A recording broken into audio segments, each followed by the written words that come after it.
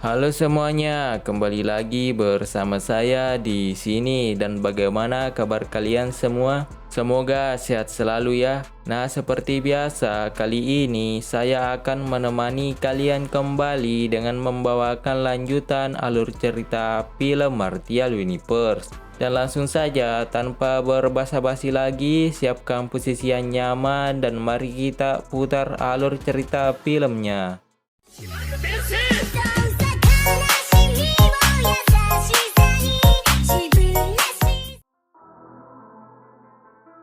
Sebelumnya, Lang Tian mengajak King Tan untuk ikut bersamanya membasmi Iblisi dengan menggabungkan kekuatan mereka.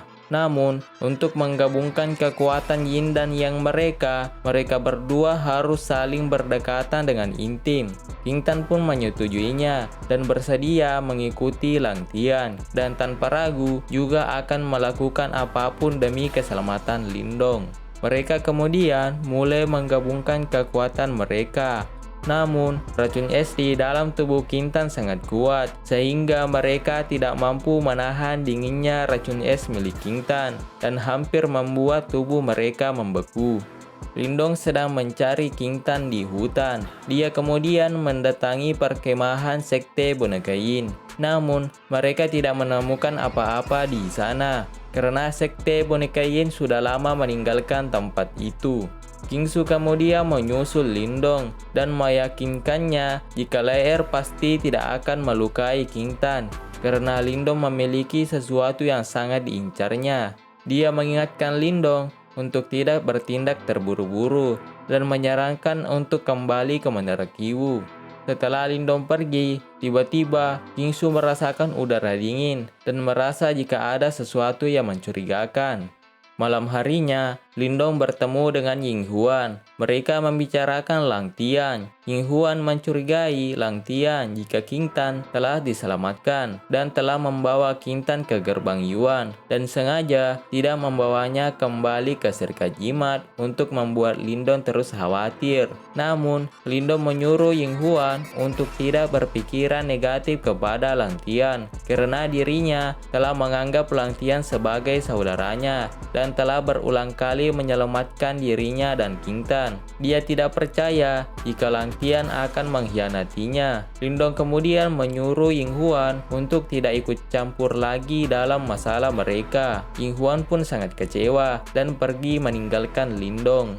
Ying Huan berada di kamarnya. Dia sangat kecewa dengan sikap Lindong yang tidak menghargai dirinya dan perasaannya. Dia telah mempertaruhkan nyawanya hanya untuk menyelamatkan Lindong. Namun, Lindong tidak pernah menghargai dirinya. Ying Huan kemudian memutuskan untuk kembali ke Sekte Dao bersama ayahnya. Esok harinya, Lindong sedang mencari Ying Huan, namun dia tidak menemukannya. Xuanzu kemudian memberitahu Lindong jika Ying Huan telah meninggalkan Serikat Jimat bersama ayahnya. Dia juga menyerahkan obat dan surat yang dititipkan Ying Huan untuk Lindong. Setelah itu, Xuanzu juga memberitahunya jika Sekte Boneka Yin telah mengirim pesan yang mengenai keberadaan King Tan dan Lang Tian. Pesan itu menyuruh Lindong datang ke lokasi yang telah ditentukan dengan membawa batu leluhur. Dia ingin menukar batu leluhur itu dengan nyawa Lang Tian dan King Tan. Jika tidak, Lei akan mengirimkan kedua jasad mereka ke Serikat Jimat. Namun, King Su merasa jika Lei hanya ingin menjebak mereka karena dengan kekuatan Lang Tian di peringkat Yuandan, tidak mungkin mereka berdua akan tertangkap dengan mudah. Lindong pun kesal, lalu pergi ke kamarnya dan memikirkan nasibnya yang tidak berguna menjadi ketua Serikat Jimat. Guru Yan kemudian datang menenangkannya. Lindong bertanya pada Guru Yan, apakah Guru Yan keberatan jika dirinya menyerahkan batu leluhur kepada Lei. Dia akan mencari cara mendapatkannya kembali setelah memastikan keselamatan King Tan dan Lang Tian. Guru Yan mengatakan jika Lindong adalah ketua Serikat Jimat dan akan mengikuti semua keputusannya. Guru Yan lalu menyerahkan batu leluhur itu dan akan menyuruh Xuanzu untuk mengumpulkan semua murid menemani Lindong ke tempat yang telah ditentukan Lei. Kingsu kembali ke hutan mencari Kintan dan Lang Tian. Dia menemukan jejak Kintan yang berupa es hitam. Dia merasa es hitam itu berasal dari Kintan saat menggunakan kekuatannya. Namun, Kintan tidak bisa menggunakan kekuatan racun esnya tanpa bantuan energi dari seorang peringkat Yuandan. Dan di kota Yan, selain dirinya dan Guru Yan, Lang Tian juga berada pada peringkat Yuandan. Jika Lai Er telah menangkap mereka, tidak mungkin dia akan membiarkan Lang Tian dan Kintan berlatih bersama. Lindong dan Xuanzu bersama dengan anggota serikat jimat lainnya menemui Lai Er di tempat yang telah ditentukan. Namun, tiba-tiba Lai Er langsung menyerang mereka. Ternyata, Lai Er telah menjebak mereka. Sedangkan Guru Yan berada di Menara Qiwu. Dia berusaha menerjemahkan peta spiritual untuk menemukan lokasi jimat ruang. Namun, tiba-tiba Xuanzu muncul dan mengatakan dia kembali untuk memastikan keamanan di Menara Qiwu. Namun, Guru Yan merasa ada yang aneh dengan Xuanzu. Lindong dan lainnya bertarung sengit dengan sekte boneka Yin. Kingsu datang segera membantu Lindong dan mengancam Lai Er untuk segera menyuruh pasukannya mundur. Lindong menanyakan ke Lai Er mengenai keberadaan Kintan. Namun, Lai Er mengatakan jika Kintan tidak bersamanya, melainkan telah dibawa oleh Lang Tian. Dan akhirnya, Lindong mengetahui jika selama ini Lang Tian telah berhasil menyelamatkan Kintan. Namun, dia tidak membawanya kembali ke serikat jimat. Tiba-tiba, Xuanzu mendapat firasat buruk dan bergegas kembali ke Menara Qiwu. Singkat cerita, Lindong dan lainnya tiba di Menara Qiwu. Mereka menemukan Guru Yan telah meninggal tergeletak di lantai dan juga peta spiritual telah menghilang. Xuanzu kemudian menyuruh yang lainnya pergi meninggalkan dirinya bersama dengan Guru Yan sendirian. Xuanzu sangat bersedih atas meninggalnya Guru Yan, begitu pula dengan Lindong. Kabar meninggalnya Guru Yan pun sampai ke sekte Istana Taiking. Mengetahui hal itu, Ketua Shen sangat marah dan melampiaskan kemarahannya kepada para murid sekte Taiking dengan melatih mereka dengan sangat keras. Serikat jimat mulai melakukan upacara kematian Guru Yan dan siap untuk mengkremasi Guru Yan. Namun, Lindong meminta agar meninggalkan dirinya bersama Guru Yan sendirian. Lindong sangat bersedih dan mengingat kenangan tentang Guru Yan yang selalu membantu dan membimbing dirinya saat dalam kesulitan. Lindong terus memikirkan Guru Yan yang akhirnya harus kehilangan nyawanya demi melindungi dirinya dan serikat jimat. Kintan tersadar dari pingsannya. Lang Tian kemudian memberitahunya jika saudara seperguruannya telah membantu mereka ketika mereka tidak sadarkan diri karena telah berlatih sangat keras dan hampir saja melukai Pil Yuan mereka. Tiba-tiba, Muqian muncul dan memberikan peta spiritual yang menyimpan lokasi jimat ruang. Dia memberitahu Lang Tian jika Lindong telah memberikan peta ini agar Lang Tian dan Kintan bisa membantunya menemukan jimat ruang. Muqian beralasan jika serikat jimat saat ini sedang mengalami banyak masalah, sehingga Lindong tidak punya waktu untuk mencari jimat itu. Namun, Lang Tian merasa ada yang aneh dengan alasan Muqian, karena dirinya mengetahui jika Lindong selalu menyelesaikan masalahnya seorang diri dan dia juga tidak mengenal Muqian. Karena Lang Tian tidak percaya, Muqian pun menyuruh Lang Tian untuk bertanya sendiri kepada Lindong. Kintan yang mendengar hal itu langsung percaya kepada Muqian dan meminta Lang Tian untuk percaya kepada Muqian. Lalu kemudian Muqian menyuruh mereka segera pergi dan menemukan jimat ruang secepatnya.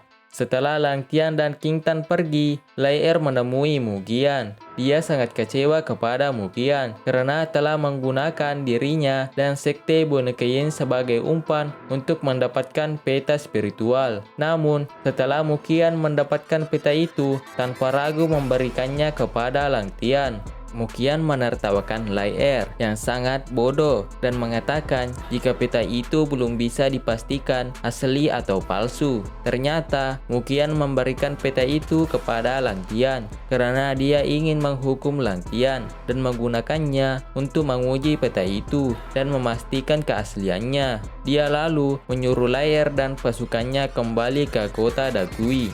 Lindong yang menemani Guruyan terus mengingat kenangan Guruyan bersama dirinya. Sampai akhirnya dia harus merelakan kematian Guruyan dan harus melanjutkan kewajibannya sebagai pewaris jimat leluhur. Lindong kemudian bersiap untuk mengkremasi Guruyan. Dia mencoba menyalakan api, namun tiba-tiba padam begitu saja. Dia pun terheran. Lindong kemudian memeriksanya dan tiba-tiba Guruyan hidup kembali, membuat dirinya ketakutan. Guruyan kemudian menceritakan pada Lindong jika luka yang dideritanya sangat parah, sehingga dia harus menghentikan napas dan berhibernasi untuk sepenuhnya fokus memulihkan dan menyembuhkan dirinya. Di puncak Menara Qiwu, Xuanzu duduk termenung meratapi kepergian Guruyan. Namun, tiba-tiba dia melihat batu di tongkat Guruyan bersinar dan talinya berubah kembali menjadi sebuah tongkat yang menandakan jika Guruyan masih hidup. Melihat hal ini, Xuanzu sangat senang dan bergegas pergi membawa tongkat itu. Guruyan meminta batu leluhur yang telah diserahkan sebelumnya pada Lindong dan menanyakan apakah dirinya sudah siap untuk memegang tanggung jawab sebagai pewaris jimat leluhur. Namun, Lindong ragu-ragu untuk memutuskan. Guruyan lalu menegurnya dan mengatakan agar tidak selalu bergantung kepada dirinya. Guruyan kemudian mengambil batu itu dan menggunakannya untuk menyalakan setiap simbol di lingkaran itu, yang kemudian batu leluhur itu melesatkan cahaya ke langit dan membuat langit tiba-tiba menjadi mendung. Guruyan lalu mengumumkan bahwa hari ini adalah hari diangkatnya Lindong menjadi ketua Serikat Jimat secara resmi, dan sekarang nasib Serikat Jimat bergantung padanya.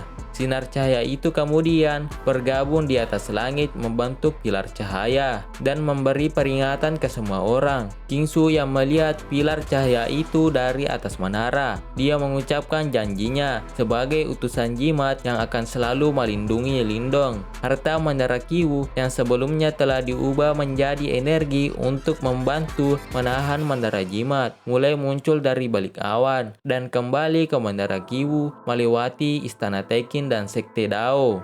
Di Sekte Dao, tiba-tiba terjadi gempa bumi yang membuat semua murid khawatir. Mereka mengira jika gempa ini disebabkan oleh Iblis. Namun, Ketua Ying memberitahu mereka jika gempa ini merupakan tanda jika pewaris jimat leluhur telah menempati posisinya sebagai pewaris jimat leluhur yang ditakdirkan. Mukian yang menangis berlari menemui Kaisar Iblis dan melaporkan jika orang Serikat Jimat terlalu licik dan dirinya telah ditipu. Namun, Kaisar Iblis malah memarahinya karena Mukian tidak cukup kejam. Mukian kemudian mengatakan mengenai Lang Tian yang tidak melakukan apa yang telah dia rencanakan, sehingga membuat dirinya sadar jika dirinya terlalu meremehkan manusia. Ternyata Mukian telah mengetahui jika peta spiritual yang dicurinya adalah palsu, namun dia sengaja untuk memberikannya kepada Lang Tian untuk memberinya pelajaran. Kaisar Iblis merasa jika Mukian mulai menjadi cemburu sama seperti manusia dan menyuruh Mukian untuk lebih kejam lagi. Namun, Mukian mengatakan jika dirinya telah membuat rencana lain. Lindong dan Xiaoyan membawa Guruyan secara paksa ke tempat tidur. Namun, Guruyan menolak dan sangat tidak suka diperlakukan seperti orang cacat. Guruyan lalu memberitahu Lindong jika peta spiritual masih ada pada dirinya, dan peta yang telah dicuri Iblis adalah peta palsu yang dia buat asal-asalan. Hal ini dilakukannya untuk mengantisipasi situasi yang tidak terduga. Namun, mereka tidak bisa menerjemahkan peta peta itu, sehingga Guruyan menyuruh Lindong agar pergi ke kota Dakui untuk mencari rekan Guruyan yang dapat menerjemahkan peta spiritual itu. Sedangkan Serikat Jimat akan terus berpura-pura jika Guruyan sudah mati, dan para murid lainnya akan dikirim untuk mencari peta palsu yang telah dicuri oleh Iblisi. Lindong menanyakan nama dan alamat orang itu, namun Guruyan tidak mengetahuinya karena mereka hanya berkomunikasi melalui tulisan jimat, dan Guruyan juga tidak bisa memberikan Lindong petunjuk apapun. Mengetahui hal itu, Lindong merasa kecewa dan tidak tahu harus berbuat apa untuk menemukan ahli peta itu. Guruyan lalu memberikan sebuah simbol guru jimat tingkat pertama untuk dipesankan pada bajunya. Lindong mengetahui maksud Guruyan bahwa dirinya harus mencari orang yang memiliki simbol guru jimat seperti dirinya, karena orang itu merupakan salah satu murid Serikat Jimat.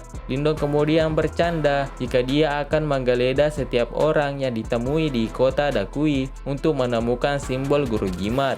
Di puncak Menara Kiwu, Kingsu termenung memikirkan tujuan sebenarnya Lang Tian yang tidak membawa Kintan kembali ke Serikat Jimat. Tiba-tiba, Lindong muncul dengan membawa sebotol anggur di tangannya. Kingsu menanyakan sikap Lindong yang tidak khawatir saat saudara perempuannya menghilang.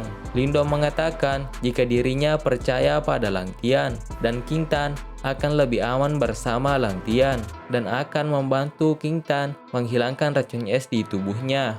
Lindong kemudian meminta Kingsu menemaninya ke kota Dakui untuk mencari orang yang dapat menerjemahkan peta spiritual. Namun, Kingsu menolak untuk ikut menemani Lindong karena dia harus kembali ke sekte Istana Taiking terlebih dahulu. Dia kemudian berjanji akan menemui Lindong di kota Dakui segera setelah urusannya selesai. Melihat Kingsu yang sikapnya berubah dan tidak seperti biasanya, dia mencoba mencium pipi Kingsu, membuat dirinya merasa sangat malu atas tindakannya dan tiba-tiba mencium pipi Kingsu. Lindong kemudian berpura-pura mabuk untuk menutupi rasa malunya.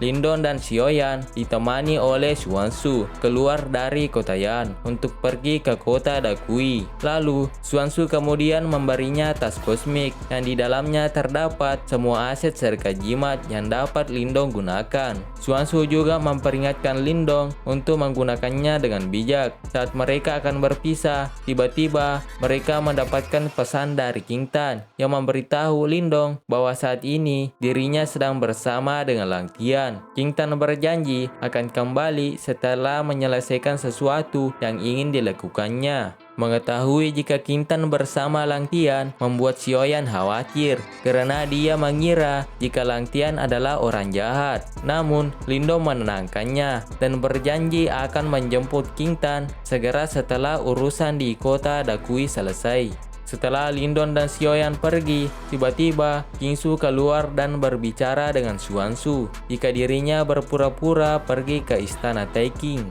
Dia sebenarnya berencana untuk pergi ke tempat yang dituju peta palsu itu untuk mengetahui siapa yang menggunakan peta itu. Namun, Xuanzu heran dan menanyakan mengapa dia tidak mengungkapkan keraguannya pada Lang Tian kepada Lindong. Kingsu mengatakan tidak ingin mengatakan apapun sampai kecurigaannya dapat dibuktikan. Lalu, Xuanzu kemudian bertanya apakah Kingsu mulai menyukai Lindong. Kingsu mengatakan bahwa dia hanya ingin menemukan Iblisi. Namun, Xuanzu tidak percaya dengan jawaban Kingsu. Setelah itu, dia memberikan benda hijau kecil pada Kingsu untuk digunakan melindungi dirinya dalam perjalanan.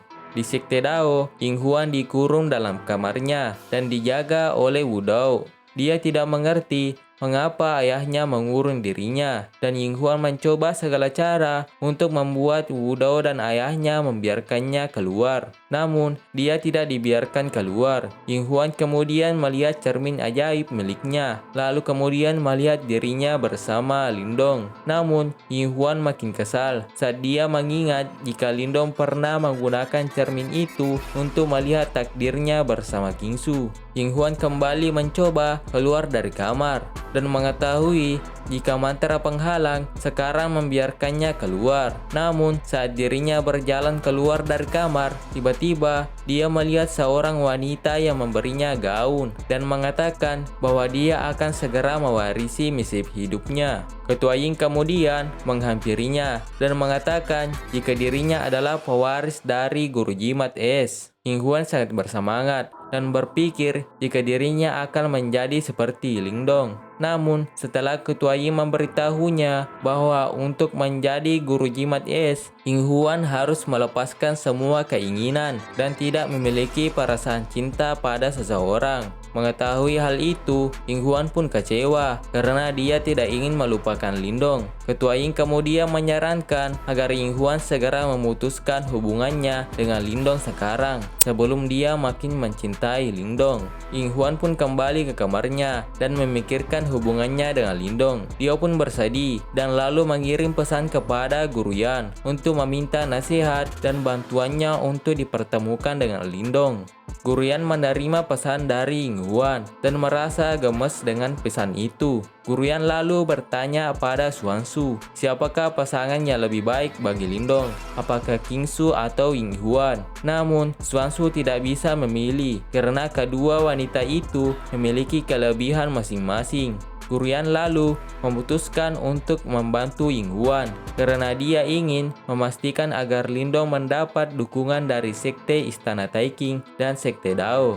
Guru Yan lalu mengirim burung baido ke Ying Huan dengan sebuah pesan. Malam harinya, Lindong dan Xiaoyan beristirahat di tengah hutan. Xiaoyan kemudian bertanya apakah Lindong juga menyukai Ying Huan. Namun, Lindong mengatakan jika dirinya hanya menyukai King Su dan tidak akan mungkin menyukai gadis liar Ying Huan. Setelah itu, mereka akan tidur. Namun, sebelum Lindong tertidur, dia terus memikirkan Ying Huan. Esok harinya, Lindong dan Xiaoyan tiba di kota Dakui. Namun, tiba-tiba mereka melihat penjaga sedang berjaga dan segera bersembunyi agar tidak ketahuan. Setelah para penjaga pergi, Lindong berencana untuk pergi memperbaiki senjata sisik bumi kuno miliknya. Namun, Lindong tidak mengetahui alamat dari orang itu. Sementara itu, Ketua Teng berusaha mengendalikan jimat palahap secara paksa. Tiba-tiba, jimat palahap itu bersinar, membuat Ketua Teng sangat senang karena mengira usahanya berhasil. Namun, yang terjadi malah sebaliknya. Jimat palahap itu malah menyedot energi yuannya dan menempel dengan erat pada tangannya. Lai Er berlari masuk dan mencoba membantu ayahnya. Sementara Diao di dalam jimat palahap itu terguncang dan berharap Lindong segera mengambil jimatnya kembali. Ketua Teng akhirnya berhasil melepaskan jimat itu dan terjatuh ke lantai. Dia pun menggunakan kesempatan itu untuk melarikan diri dengan memanfaatkan energi Ketua Teng tanpa disadari oleh mereka. Lai Er lalu memberitahu ayahnya jika jimat palahap telah dipasangi segel dan itulah sebabnya mengapa serikat jimat tidak pergi mencarinya untuk mendapatkannya kembali. Namun, Lai Er yakin jika Lindong pasti akan datang ke kota Dakui dan saat itu dia pasti akan menangkapnya dan memaksa Lindong untuk mengungkapkan rahasia jimat palahap. Ketua Teng kemudian menyarankan agar mereka menggunakan mantra untuk mengendalikan jimat palahap itu. Namun, Lai Er menolaknya dan pergi memerintahkan penjaga untuk meningkatkan keamanan di kota Dakui. Diao yang bersembunyi mendengar percakapan mereka dan tidak sengaja menyenggol baju besi dan membuat Lai Er tersadar jika dia tidak sendirian dan film pun bersambung.